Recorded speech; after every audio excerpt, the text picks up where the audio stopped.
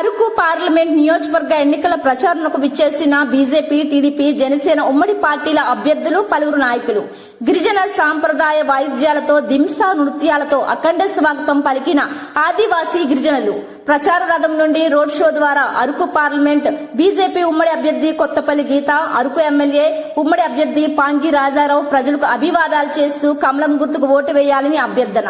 Road షోలో ప్రజలంతా ఉమ్మడి అభ్యర్థులకు మద్దతుగా చేసిన నినాదాలతో దద్దరిల్లిన అరకు నియోజకవర్గం.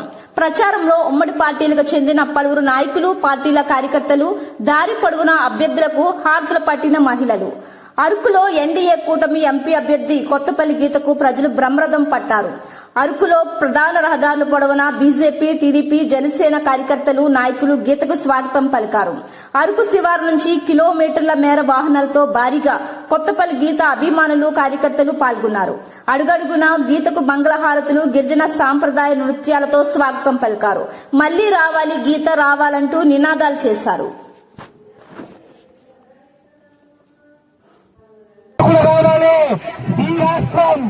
ఆంధ్రప్రదేశ్ రాష్ట్రం ఎన్డీఏ ప్రభుత్వం కేంద్రంలో వస్తుంది.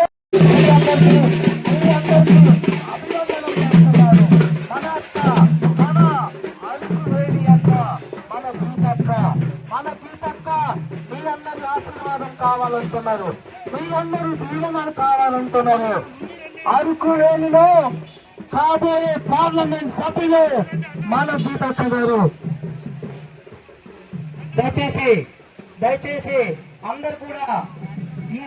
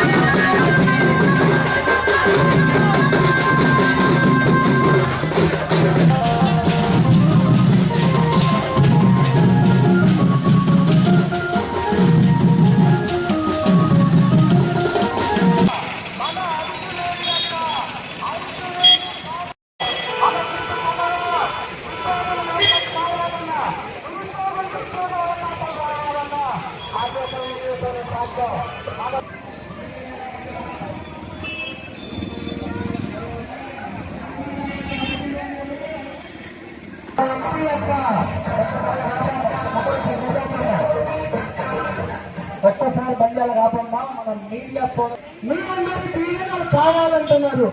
మన అక్క అరకు వేలి, మన అక్క మన కొత్తపల్లి గీత గారి నాయకత్వం, కొత్తపల్లి గీత గారి నాయకత్వం, వసూలాలి కమలం గుర్తుకు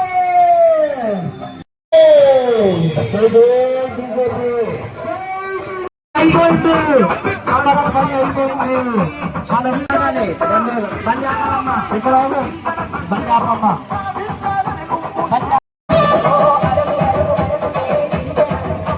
బాబా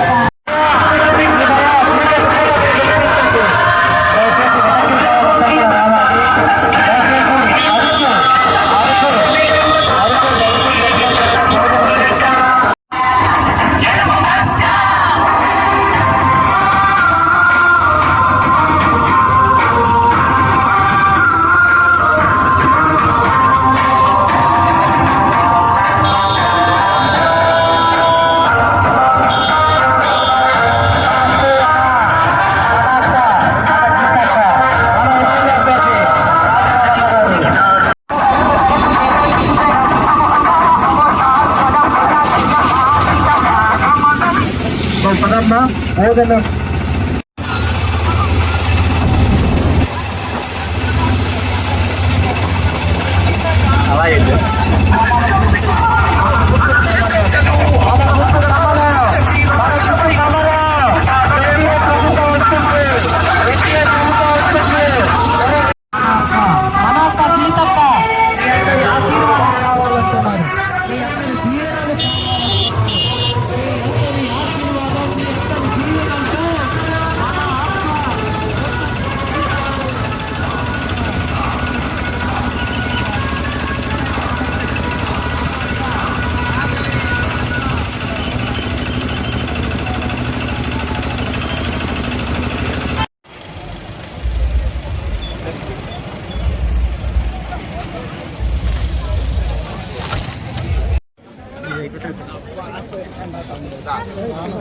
మేడం ఈ ప్రొఫైల్ చూడండి మేడం ఇటువైపు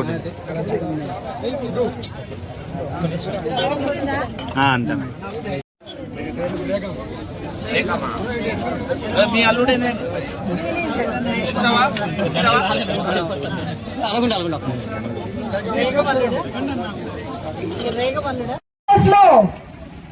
ఇక్కడ చేరున్న బీజేపీ, టీడీపీ, జనసేన కుటుంబ సభ్యులందరికీ, నా గిరిజన అక్క చెల్లెమ్మలందరికీ, ఇక్కడ ఉన్న ప్రతి ఒక్కరికి కూడా హృదయపూర్వక నమస్కారాలు తెలియజేస్తున్నాను. ఈ రోజు మనం చూస్తున్నాం, రాష్ట్రంలో ఉన్న పరిస్థితి గురించి చూస్తున్నాం. ఈ రోజు గిరిజనులను అన్ని విధాలుగా మోసం చేసిన ఒక ప్రభుత్వాన్ని మనం చూస్తున్నాం. గత 5 సంవత్సరాలుగా మన రాష్ట్రంలో మనకున్న ఈ పరిస్థితులు, ఒక ఉపాధి లేదు, విద్యా అవకాశాలు సరిగ్గా లేవు, అభివృద్ధి లేదు, కేవలం సంక్షేమం పేరుతో, అది కూడా కేంద్ర ప్రభుత్వం ఇచ్చిన నిధులతో మాత్రమే సంక్షేమం చేస్తూ రాష్ట్రాన్ని ఈరోజు అప్పుల కుప్పగా మార్చిన ప్రభుత్వాన్ని మనం చూసాం. ఈ రోజు ఎలాంటి పరిపాలన అనుభవం లేకుండా రాష్ట్రంలో ఈరోజు ఒక కోతికి కొబ్బరికాయ ఇస్తే ఏం జరుగుతుందమ్మా, అలాగే ఈ రోజు మన రాష్ట్ర పరిపాలన ఉంది. కాబట్టి మనమందరం ఈ రోజు గుర్తు చేసుకోవాలి. మన ఏజెన్సీ ప్రాంతంలో ఉద్యోగాలు ఉన్నాయా? ఎంప్లాయీస్ కి జీతాలు వస్తున్నాయా? టీచర్స్ కి జీతాలు ఎప్పుడు పడుతున్నాయి? గిరిజనులకి ఇళ్ళు వచ్చినాయా? మన సప్లాన్ నిధులు వచ్చినాయా? టైకార్ నిధులు ఉన్నాయా? పక్కన ఉన్న రోడ్లు ఎలా ఉన్నాయి? ఏది లేదు. ఉద్యోగాలు లేవు, డిఎస్సి లేదు. గిరిజన ప్రాంతాల్లో ఈ రోజు సంతకాలు పెట్టి, ఫోర్జరీ సంతకాలు పెట్టి మన భూములు అనంతగిరిలో దోచుకోవడం జరిగింది. చనిపోయిన వాళ్ళ సంతకాలు కూడా పెట్టి దోచుకోవడం జరిగింది. ఈ రోజు మనం చూస్తే మన ఏజెన్సీ ప్రాంతం ప్రతి ఒక్క గిరిజనుడు ఈ రోజు దోపిడీకి గురవుతున్నారు. కాబట్టి నా అక్క చెల్లెములందరికీ నేను ఒకటే కోరుకుంటాను, నరేంద్ర మోదీ గారు ఈ రోజు మనకి భారతదేశాన్ని ప్రపంచంలోనే విశ్వ గురువులా పెట్టారు. అవునా కాదా? కాబట్టి ఈ రోజు మన రాష్ట్ర ప్రగతి సాధించాలంటే కేవలం అది నరేంద్ర మోదీ గారి ద్వారా, బీజేపీ ప్రభుత్వం ద్వారానే సాధ్యమవుతుంది. ఈ రోజు మనం చూస్తే మన అరకు ప్రాంతం షెడ్యూల్ 5 ఏరియా కింద వస్తుంది. షెడ్యూల్ 5 ఏరియా అంటే ₹1 నిధి వచ్చినా కూడా కేంద్ర ప్రభుత్వం నుంచి రావాల్సిందే. నేను 2014 నుంచి 19 వరకు ఎంపీగా చేశాను. మీ అందరికీ కూడా నేను తెలుసమ్మా. మనం ఏం తెచ్చుకున్నా? అద్దాల రైలు తెచ్చుకున్నామా? అద్దాల రైలు ఈ రోజు అరకుకు వచ్చిందంటే దానికోసం ఎంతో కృషి చేయడం జరిగింది. అలాగే మన హైవే 420 కిలోమీటర్ల హైవే మొత్తం మన అరకు ప్రాంతాన్ని కలిపేదిగా రాజమండ్రి నుంచి విజయనగరం వరకు మన ప్రాంతంలోంచి వెళ్ళే హైవేని నేను తెచ్చుకోవడం జరిగింది. అలాగే చూస్తే మెడికల్ కాలేజ్, మన అరకుకు ఒక మెడికల్ కాలేజ్ కావాలని చెప్పి పాడేరులో 650 పడకల మెడికల్ హాస్పిటల్ కాలేజ్ కూడా ఈ రోజు మనం సాధించుకోవడం జరిగింది. మన ప్రాంతంలో 28 ఏకలవ్య పాఠశాలలు సాధించుకోవడం జరిగింది. ఇదంతా కేంద్ర ప్రభుత్వ నిధులతోనే సాధించడం జరిగింది. ఇప్పుడు మనం చూస్తే మన మేనిఫెస్టో రిలీజ్ అయింది. ప్రతి ఒక్కరికి కూడా ఈ రోజు మన ఇంట్లో ఉన్న వృద్ధులకు, 70 సంవత్సరాలు దాటిన వృద్ధులకు ఈ రోజు మన రాష్ట్ర ప్రభుత్వం రాజీవ్ ఆరోగ్యశ్రీ లేదు కదా, లేదు. ఆరోగ్యం కోసం హాస్పిటల్కి వెళ్తే దోపిడీకి గురవుతున్నాం. అలాంటిది ప్రధానమంత్రి గారు ఆయుష్మాన్ భారత్ కార్డు తీసుకొచ్చారు. ఆయుష్మాన్ భారత్ మన రాష్ట్రంలో అమలు జరగట్లేదు. ఈ రోజు మన కూటమి ప్రభుత్వం అధికారంలోకి వస్తే ఆయుష్మాన్ భారత్ కార్డు ద్వారా మన కుటుంబానికి 5 లక్షలు ప్రతి సంవత్సరం మనకి మెడికల్ ఫెసిలిటీ కలుగుతుంది. అలాగే కాకుండా వృద్ధులకు, 70 సంవత్సరాలు దాటిన వృద్ధులకు 5 లక్షల రూపాయలు ప్రతి ఒక్క కుటుంబంలో ఉన్న వృద్ధులకు చెందుతుంది. అలాగే కాకుండా ఇక్కడ అనేక మంది వ్యాపారవేత్తలు ఉన్నారు. వాళ్ళకి ఎంఎస్ఎంఈల ద్వారా ఎన్నో రకాలైన రాయితీలు కేంద్ర ప్రభుత్వం ప్రకటించడం జరిగింది. అలాగే ముద్రా లోన్స్ చాలా మంది తీసుకున్నారు. చిన్న లోన్స్ ఇచ్చే పరిస్థితి నుంచి ఈ రోజు 20 లక్షల ముద్రా లోన్ ఇవ్వడానికి కేంద్ర ప్రభుత్వం కోరుకుంది. నరేంద్ర మోడీ గారు చిన్న వ్యాపారాలను వృద్ధి చేయడానికి సంకల్పించారు ఈ రోజు. అలాగే మనకి ఇప్పటికీ కూడా డోలీ మాతలు తప్పట్లేదు. మన బిడ్డలు చాలా మంది అనారోగ్యం బారిన పడి చనిపోవడం, ప్రైమరీ హెల్త్ సెంటర్స్ కూడా దగ్గర లేని పరిస్థితి, హాస్పిటల్ కి తీసుకెళ్లే లోపు చనిపోతున్న పరిస్థితి మనం చూస్తున్నాం. అదంతా కాకుండా ప్రైమరీ ఆరోగ్య కేంద్రం ప్రతి 2 కిలోమీటర్లకి ఒక ప్రైమరీ హెల్త్ సెంటర్, అదే కాకుండా ప్రతి ఒక్కరికి వైద్యం అందేటట్టు అంబులెన్స్ ఫెసిలిటీ. నేను ఎంపీగా ఉండగా 27 అంబులెన్సెస్ ఇచ్చిన పరిస్థితి ఉంది. కానీ ఆ అంబులెన్సెస్ ఇప్పుడు తిరుగుతున్నాయమ్మా. పెట్రోల్ ధర కూడా ఇవ్వని ఈ ప్రభుత్వం గిరిజన బతుకుల మీద చిత్తశుద్ధి ఏది?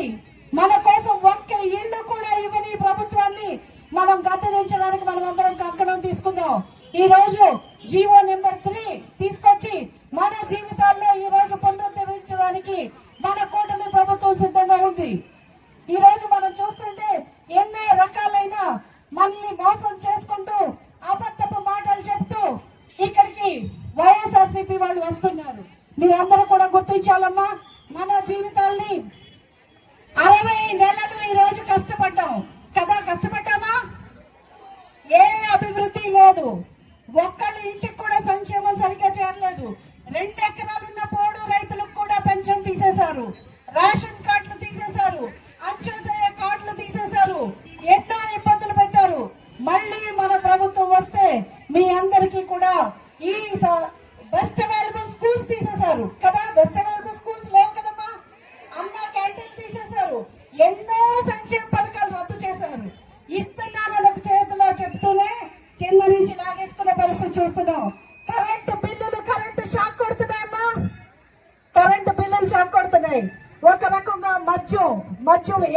పారుతున్న సందర్భాలు ఈ రోజు చూస్తున్నాం. మద్యం ధరలు కూడా 5 రెట్లు పెంచిన ప్రభుత్వం ఏదన్నా ఉందంటే ఇదే ప్రభుత్వం. మన రాష్ట్రంలో ఈ రోజు ఇంకొక ముఖ్యమైన పరిస్థితి నేను చెప్పదలుచుకున్నాను. గంజాయి రాష్ట్రంగా మన రాష్ట్రాన్ని మార్చారు. అమాయకులైన గిరిజనులు ఎంతో మంది మనలో ఉన్న వాళ్ళు ఈ రోజు జైళ్లలో ఉన్నారు. రాజమండ్రి జైల్లో, విశాఖపట్నం జైల్లో చూస్తే ఎంతో మంది గిరిజనులు ఈ రోజు అక్కడ ఉన్న పరిస్థితి చూస్తున్నాం. కేవలం ఎవరైతే మనల్ని వాడుకుంటున్నారో, అసలు అమాయకమైన గిరిజనుల మీద ఇలాంటి కేసులు పెట్టి నాటకాలు ఆడుతున్నారో వాళ్ళందరినీ కూడా మనం ఎదుర్కొందాం. మన బిడ్డల భవిష్యత్తు బాగుండాలంటే ఈ రోజు తరతరాల కోసం పవన్ కళ్యాణ్ గారు హాయిగా ఏసీ రూమ్ లో ఉండి షూటింగ్లు చేసుకోవచ్చు. అట్లాంటిది ఈ రోజు ఎన్నో కష్టాలకు వచ్చి ఎండనక వాననక అన్ని త్యాగాలు చేసి ఈ కూటమి కోసం ముందుకు వచ్చి ఆయన ప్రజల కోసం నేనున్నానని చెప్పి ముందుకొచ్చి ఈ రోజు మన కోసం పోరాడుతున్నారు. కాబట్టి మనం అందరం కూడా ఒకటి అర్థం చేసుకోవాలి. ఈ రోజు మన ఓటు మన భవిష్యత్తే కాదు, మన బిడ్డల భవిష్యత్తు బాగుండాలంటే ఎవరికైనా ఇంట్లో పిల్లలు ఊరికే కూర్చుని భోజనం పెడుతుంటే మనం రోజు వాళ్ళు ఎలా తయారవుతారమ్మా? సైకోలా తయారవుతారు. అవునా? మన పని పాట లేకుండా బిడ్డలు ఇంట్లో మనం కూర్చోబెడతామమ్మా. ఎంతో మంది మహిళలు ఉన్నారు ఇక్కడ, వాళ్ళ పని చేయాలని కోరుకుంటాం. ప్రభుత్వం అలాగే ఈ రోజు మన అందరినీ కూడా వాడుకుంటుంది. కేవలం ఏదో ఒక రూపాయి పాప ఇచ్చి మనం అలాగే వాళ్ళ రూపాయి కోసం ఆశపడతామని చెప్పి మనల్ని నిర్వీర్యం చేసి మనకు ఉద్యోగ అవకాశాలు కల్పించకుండా మన పిల్లల భవిష్యత్తును చీకట్లోకి నెట్టేస్తున్న ఈ ప్రభుత్వాన్ని మనం ప్రశ్నిద్దాం. మనం మీ అమూల్యమైన ఓటును ఈ రోజు కూటమి అభ్యర్థులుగా ఉన్న ఇక్కడ పాంగి రాజారావు గారు బీజేపీ అభ్యర్థిగా ఉన్నారు కాబట్టి మీ అందరి సోదరులుగా ఉన్నారు. మీరందరూ కూడా ఆశీర్వదించి పాంగి రాజారావు గారికి అలాగే నాకు 2014 నుంచి 19 వరకు మీలో ఒక్కదాన్ని మమేకమై మీతో మీ సమస్యలతో నేనున్న మీకు ఈ రోజు మీకోసం ముందుకు రావడానికి సిద్ధమయ్యాను. మీరు చూసారు, గత 5 సంవత్సరాలుగా ఇక్కడ ఒక ఎంపీ ఉన్నారు. ఎప్పుడన్నా చూసారమ్మా? ఇదే ప్రాంతం నుంచి ఎమ్మెల్యే టికెట్ ఇద్దామంటే వైఎస్ఆర్సీపీ వాళ్ళే వద్దు మాకి ఎంపీ అని చెప్పారు. అవునా? వద్దని చెప్పి ఇక్కడ ధర్నాలు చేశారు. అంటే ఎంపీగా ఆవిడ పనికి రాలేదని దాని అర్థం, అంతేనా? కాబట్టి ఎంపీగా పనికి రాని తర్వాత ఇక్కడ ఎమ్మెల్యేగా ఒక ఆయన ఉన్నారు. ఆయన ఎమ్మెల్యేగా ఆయన ముఖం పనికి రాదట జగన్మోహన్ రెడ్డి గారికి, కానీ ఆయన కోడల్ని మాత్రం ఎంపీగా పంపిస్తున్నారు. ఆవిడ ఏం వస్తుందో, ఏం మాట్లాడుతుందో, ఏమి తెలుసుకుంటుందో మీకే తెలియాలంతా. కాబట్టి ఈ రోజు గుర్తుపెట్టుకోండి, జగన్మోహన్ రెడ్డి గారు మొహాలు మారుస్తున్నారు, అదే మనుషుల్ని మీ దగ్గర పంపిస్తున్నారు దోపిడీ చేయమని. కాబట్టి మీరంతా అది గుర్తుపెట్టుకోండి. మన బిడ్డల భవిష్యత్తు బాగుండాలంటే ఎన్డీఏ కూటమి ప్రభుత్వం రాష్ట్రంలోనూ కేంద్రంలోనూ కూడా రావాలి. దానికోసం మీ అందరూ తమ అమూల్యమైన ఓటును కమలం గుర్తుపై ఎమ్మెల్యేకి అట్లాగే ఎంపీకి కూడా కమలం గుర్తుపై వేసి మీ అందరూ మమ్మల్ని ఆశీర్వదించాలని చెప్పి కోరుకుంటూ ఇక్కడికి విచ్చేసిన ప్రతి ఒక్కరికి, ప్రతి ఒక్క కార్యకర్తకి ఎండకు వచ్చి ఇక్కడ నుంచి నిలబడి మేమున్నామని మీతో పాటు మాతో పాటు చేయగలిపిన మీ అందరికీ, ఇక్కడ ఉన్న మీడియా సోదరులకు, అలాగే పోలీస్ డిపార్ట్మెంట్ వారు సేవలు అందించినందుకు వారికి, ఇక్కడ చేరున్న ప్రతి ఒక్కరికి, అరకు ప్రజానికం అందరికీ కూడా శిరస్సు వంచి మీ అందరికీ నమస్కారాలు తెలియజేసుకుంటూ మీ అందరూ కూడా మమ్మల్ని ఆశీర్వదించాలని కోరుకుంటున్నాను. జై బీజేపీ, జై టీడీపీ, జై జనసేన, నరేంద్ర మోదీ గారి నాయకత్వం, కూటమి ఐక్యత. జై హింద్.